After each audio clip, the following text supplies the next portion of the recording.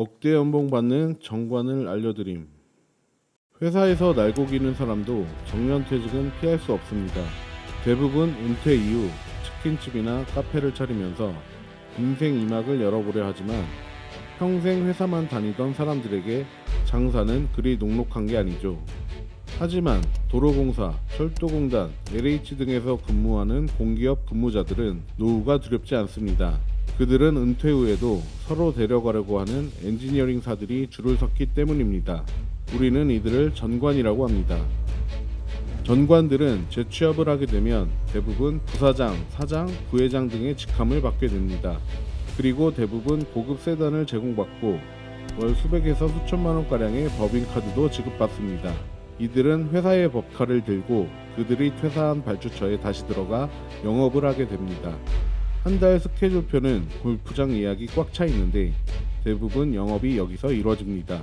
가장 중요한 것은 이들의 몸값인데요. 전관들의 몸값은 철저하게 비밀리에 붙여지고 있지만 이 바닥에서는 알만한 사람은 다 아는 얘기입니다.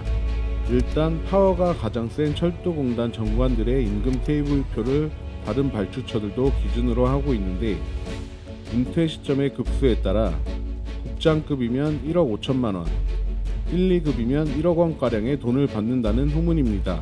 코로나 이전에는 평균 8천만 원 정도였는데 5년 만에 몸값이 2배 가까이 뛴 그들입니다.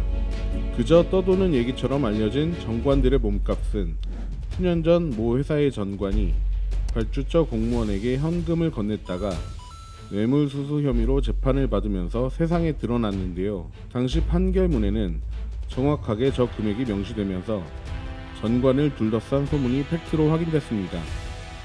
일반적으로 이렇게 공무원에게 뇌물을 주다 걸리면 발주처 사업에 일정 기간 참여를 하지 못하는 불이익을 줍니다.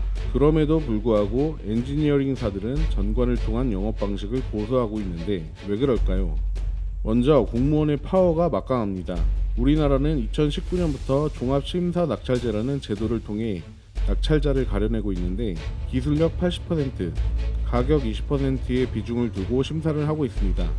특히 기술력의 경우에는 정성평가라서 말 그대로 점수를 주는 게 공무원 마음대로입니다.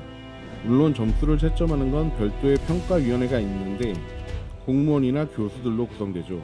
평가위원으로 선출되는 공무원, 교수들과 접촉하는 것은 금지되어 있지만 알려면 알 수 있다는 게 업계 관계자들의 얘기입니다. 여기에 사업이 끝나고 발주처의 사업평가도 받아야 하는데 이게 입찰 점수에 반영되다 보니 다 끝난 일에도 눈치를 봐야 합니다. 공무원들은 업체에 벌점을 줄 수도 있는데 엔지니어링 산업은 일반적으로 입찰에서 소수점으로 낙찰자가 바뀌는 만큼 벌점이 치명적입니다. 그래서 평소에 공무원들과 유대관계를 돈독히 해서 벌점 먹을 걸 주의, 경고로 낮추기 위해서라도 발주처 관리는 필수입니다. 전관 영입 이유의 또 하나는 전관 없이 수주를 하는 게 불가능하도록 제도가 만들어졌기 때문입니다. 앞서 말한 종심제 사업을 가장 많이 발주하는 철도공단이나 LH의 경우에는 전관들의 영향력이 어마어마해서 한때는 전관이 없으면 아예 입찰이 불가능하다는 얘기가 떠돈 적도 있습니다. 이런 걸 염두에 두고 철도공단은 일부 회사들의 독점을 막기 위해서 14109라는 제도를 운영 중인데 쉽게 말해서 한 개의 사업을 딴 회사는 다른 발주 사업에 참여할 수 없게 한 것입니다. 물론 아주 참여가 불가능한 것은 아닙니다. 일반적으로 엔지니어링사는 컨소시엄을 구성해 사업에 들어가는데 한 개는 주관사로, 나머지 한 개는 서브사로만 들어갈 수 있습니다. 5개 사업이 발주됐다고 했을 때 이 사업에서는 A라는 회사가 주관사로 수주했다면 나머지 4개 사업에서 A사는 주관사는 안되고 그중 하나의 서브사로만 사업 참여가 가능합니다. 이러한 명분으로 현재는 30여 개의 회사가 철도 사업에 들어갈 수 있는데 아이러니하게도 전관들이 갈 수 있는 회사도 똑같이 그만큼 늘어나게 된 겁니다. 명분도 잡고 자리도 마련하고 1타 2피가 따로 없습니다. 이러한 전관제도가 올해 LH 부실 시공으로 도마 위에 올랐습니다. 대부분의 회사들이 고위 직급으로 은퇴한 전관들을 보유해 이들로 수주를 하고 있다는 게 드러난 건데요.